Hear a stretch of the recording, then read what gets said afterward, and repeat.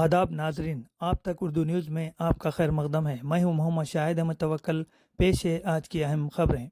रियासती वजीर व सदर BRS ज़िले आदिलाबाद जोगू रमन्ना ने कहा कि अगर आदिलाबाद में खानापुर तालाब के आसपास गरीबों के घरों पर बुलडोज़र आते हैं तो हम बुलडोज़र को रोक देंगे। पीर के रोज़ इन्होंने मुकामी वार्ड्स 27, 28 और 29 वार्ड के इलाके जात का दौरा किया। हाल ही में हुकाम की जानिब से लगाए गए निशानज़दा मकानात का मायना भी किया।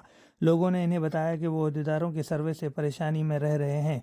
साबिक वजीर जोगू रमन्ना ने इन्हें यकीन दिलाया कि परेशान होने की ज़रूरत नहीं है। BRS पार्टी इनके साथ खड़ी रहेगी। अगर कुछ भी हो हम किसी के घर को हाथ तक लगाने नहीं देंगे। इन्होंने अवाम को बेफिक्र होकर अपनी ज़िंदगी गुजारने की अपील की है। इनके हमरा सैयद साजिदुद्दीन, अबूजर, अताउल्ला, श्रीनिवास, अजय व दीगर मौजूद थे। బుల్డోజర్ గడ్డం బండి ఆపెట్టింది నేనే ఆ రోజు మీకు తెలియదు కేఆర్కే కాలనీ తీస్తామని చెప్పి హైమద్ బాబు చెప్తే తర్వాత ఇలా మన ప్రభుత్వం లేకుండా ఎవ్వడేం చేయలేడు. వాళ్ళు కాంగ్రెస్ పార్టీ ఇలా మొత్తం హైదరాబాద్ అన్ని జిల్లాలని ప్రోగ్రాం పెట్టుకొని చేస్తామని కుదిరది. ముందు వచ్చి కుసుండాల ఏం చెప్పినాం, మీ దగ్గరికి ఎవరైనా వచ్చి రేషన్ కార్డు అడిగినా ఆధార్ కార్డు అడిగినా ఏం సంస్కృతి మీకు కేసీఆర్ పార్టీ మేమందరం వచ్చినాం. మీరు అవన్నీ బదిలేసుకోండి. మీరు ఒక్క చిన్న ఫోను కింద మీకు ఎవరికి దగ్గరలో మీరు ఇక్కడ లోకల్ ఉండే లీడర్లు కానీ నేను పక్కకుంటా.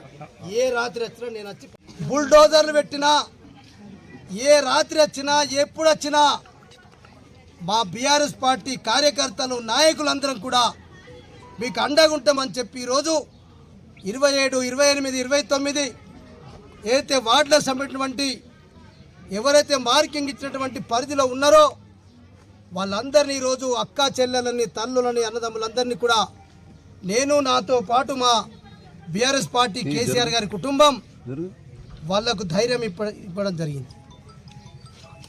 మేము అడుగుతున్నాం, ఇవాళ అనేక సార్లు కూడా ఈ రకంగా మరి ఆనాడు కూడా గతంలో ఈ రకంగా హెచ్చరికలు చేసినా మేము అడ్డుపడి వాళ్ళకి ధైర్యం ఇచ్చి ఎక్కడ కూడా వాళ్ళకి ఇబ్బంది కానీ నేను పాపం ఇయ్యాల.